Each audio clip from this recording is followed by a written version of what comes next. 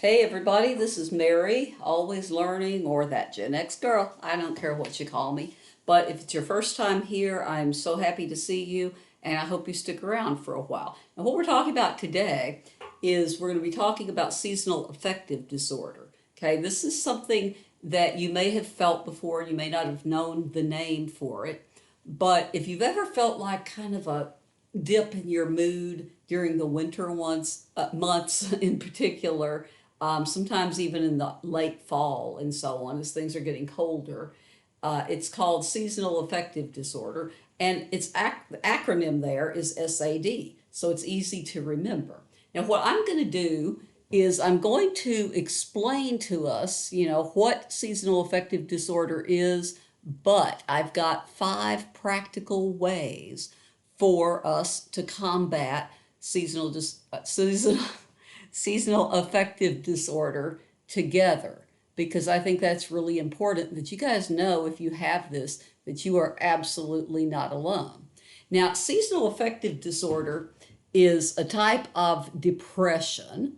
Okay, no surprises there, but it occurs at a specific time due to the changes in the seasons, hence the name. All right. So the symptoms can include a lot more than just a feeling of sadness, or what they used to call the blues or something like that. It can include depression. It can include fatigue. It can include a sense of hopelessness, which sometimes leads people to withdraw, any or all of those things, especially that last, the sense of hopelessness. And if you see that you're doing that, you might just be suffering from this particular disorder. I get it pretty much every year like clockwork, right? Now, why does this happen though? It's partially the reduced level of sunlight that comes about, starting in the fall and the autumn times, and it's partially because of that your body's internal clock is disrupted. We've mentioned the body's internal clock before and how important it is with our perception of time. Well, it's also important to our perception of mood in terms of this condition. Okay. Now, the symptoms and the impact and so on, it's going to be very, really surprising maybe to some people, but it can affect anyone, not just someone who already is diagnosed or suffers from depression. It can affect anyone. And it happens very commonly in people who live in climates that have, time zones is probably the better way to put that have some very short days. Okay, that happens in part of the state where I live. I live in Kentucky, and in part of this state, you have Central Time Zone, which is an hour behind my time zone, which is Eastern Time Zone. And that means it gets dark parts of the year at 4 p.m. and stays dark all night. And that really throws people off. And it's bad enough where I am in the Central Time Zone. So symptoms can go from mild to severe, in terms of all those things that we were talking about, the hopelessness and the depression and all that. And as well as, the feelings that you need to withdraw away from people, be alone, because you don't really know exactly what to do about it. So there's ways that we can combat that. And I want to talk about those, because if you know what to do about it and you have the ability and the will to just go and try it, some of these really do help. Okay. So we've got, first of all, light therapy. That's a very practical one. That's an easy one. This involves sitting in front of a light therapy box, or even just bright lights, putting something in your space that's going to give you extra light. But there's some that are very specific to helping more with seasonal affective disorder. And it's one of the first line treatments for SAD, and it can be very effective. So if you've never looked into that, light therapy is something to start with. Now, another one is even, oh my goodness, this is so easy. If you can just get outside, okay? A lot of times when we want to withdraw, we don't need to withdraw. Being isolated and whatever, isolated while we're depressed and while we're having this type of condition that's taking over our lives at that moment, that's not the time to stay indoors and just, cuddle up and get your blanket and go to sleep. Even though I've been guilty of that way too many times, it's not the time. Okay, get outside because you can get some natural sunlight during the daytime, especially go walk a little bit, which leads me to the next one, which is exercise regularly, number 3. Okay, all you have to do, take a good, if you're new at walking, new to walking for exercise, go out and start with a 10-minute walk. Okay, and work up, more and more until your comfort level or whatever, depending on your goals.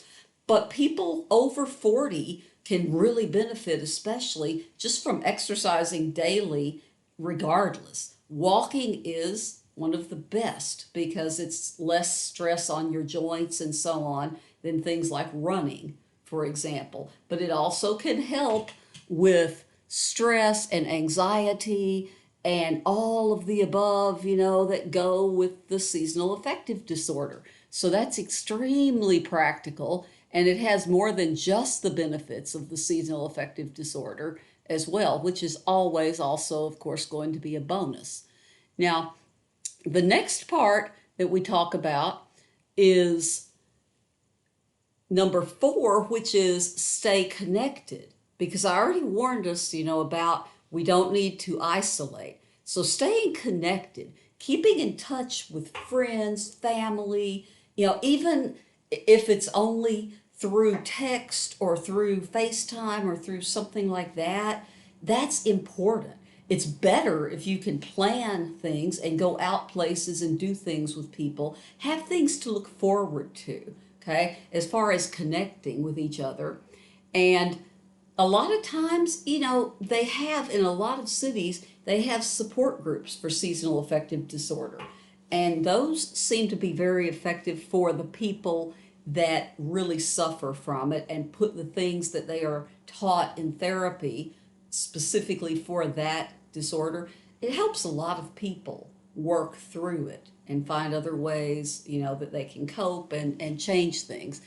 Now, the fifth reason, or the fifth way to combat seasonal affective disorder, the fifth one is to go to a therapist. Okay, a lot of people are like, if you're Gen X, if you're a boomer, if you're Gen X, if you're older millennial, a lot of times you don't want to think about therapy.